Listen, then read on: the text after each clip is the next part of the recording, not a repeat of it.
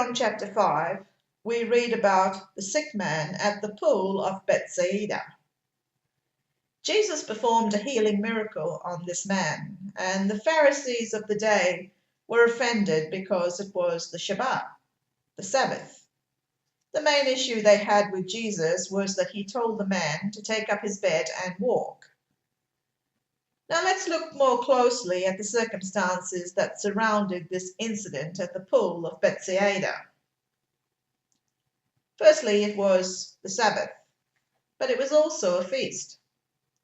Immediately we know that there would have been lots of people moving about, and lots of people always posed an opportunity for things to go seriously wrong. So the Roman soldiers and the religious hierarchy of the day would have all been out in force maintaining law and order.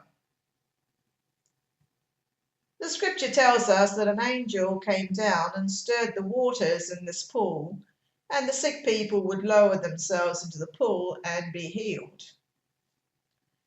Jesus asked one of these sick people, who happened to be a man, who'd obviously been waiting there a long time. Jesus said to him, "Do you want to be healed?" And the man replied, "Yes, please, but by the time I get down to the water, somebody else beats me to it." So Jesus says to the man, "Take up your bed and walk." The sick man takes up his bed and walks. The Pharisees obviously see the man carrying his bed, so they ask him, "Who told you to take up your bed and walk?" And the man replied, "Well, he did, Jesus."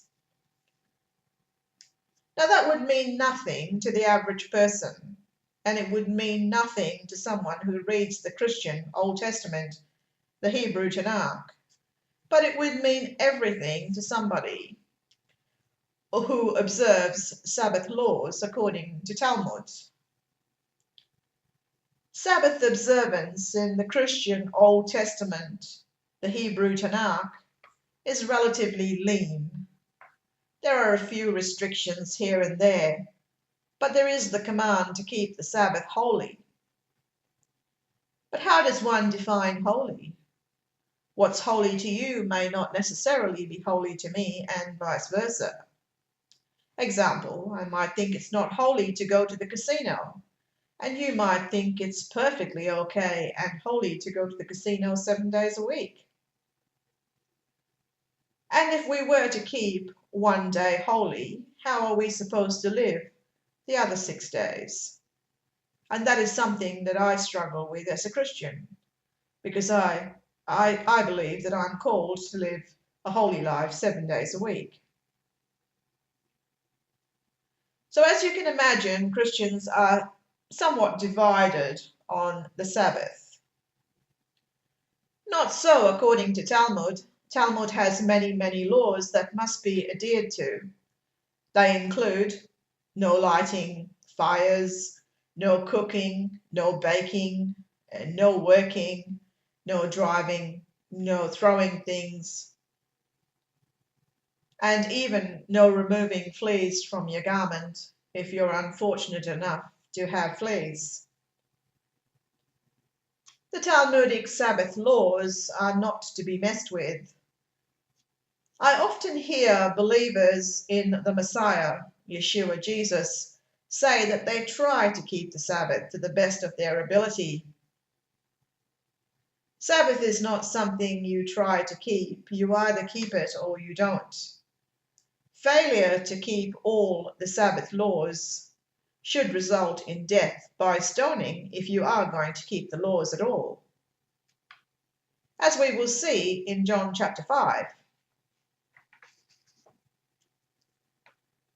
The charges against Jesus in this instance was not only that he told the man to take up his bed and walk, but also technically he was working on the Sabbath. Carrying things is a violation of Sabbath law, as we can see here.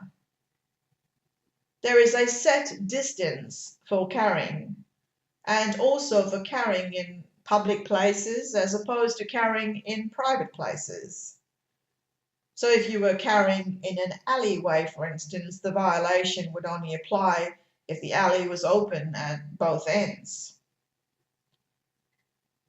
So due to the violations, John chapter 5, verse 18, they sought to kill Jesus according to the law. Deliberate actions are punishable by death.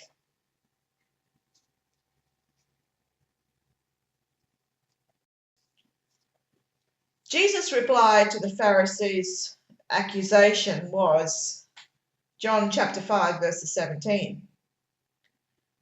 My Father has been working until now, so I work. A rather odd thing to say to people who are keeping the Sabbath laws based on not working on the day. I personally believe, and you may not share this opinion, that the Father was the one that stirred the waters in the pool of Bethsaida so that people could get healed. And when Jesus saw the Father working, he also worked.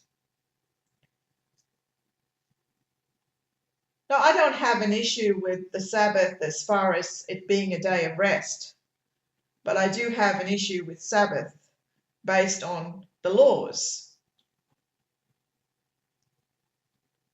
Everybody needs a day of rest, and a day of rest is a good time to disconnect from the world and to connect or reconnect with family and friends and loved ones. It's also a great day for animals, especially beasts of burden, to rest, because if the human masters were resting, then they were actually resting as well. We should also rest the land. But the Sabbath is not something that is only unique to Israel. All ancient Near East civilizations kept the Sabbath, and they all kept it on Saturday.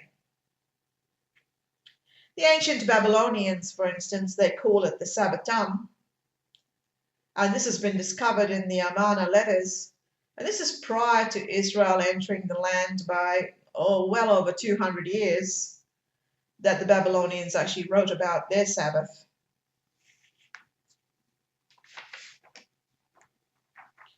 So in concluding this very short message, I just want to make one more point, and that is that the Talmud says that the Sabbath is a gift to the Jews. And it is a gift that was given by Yahweh to Moses to give to the Jews. Now, I don't know, as far as that's concerned, where that leaves anybody else who's trying to keep the Sabbath, if it was specifically given to the Jews. And it was with that intention that the Old Testament, the Hebrew Tanakh, was written. So in concluding, Jesus' actions violated the Sabbath according to the Talmud, the oral Torah, or the traditions of the fathers. And Jesus asked the man to carry his bed, and carrying was a violation of Sabbath law. Now, the Tanakh, the Old Testament, is not specific about any laws about carrying things, but the Talmud is very specific about carrying. You also need to keep the Sabbath fully. And breaking the Sabbath according to the law, the Mosaic law, means death by stoning. If you liked this video, then please share it. Also visit me sometime at my blog. The address is below, and read some of the other stuff that I've written. Thank you for listening.